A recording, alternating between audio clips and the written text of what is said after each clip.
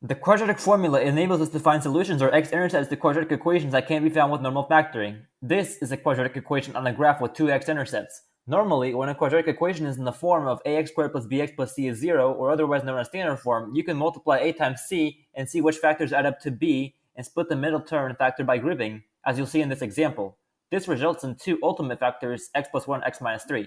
However, sometimes this can't be done, and so you must use the quadratic formula in that case. And so this is for you to plug in elements of the original quadratic in standard form. And the reason why it's plus or minus is because there are up to two solutions. And this inner part is called the discriminant, b squared minus 4ac.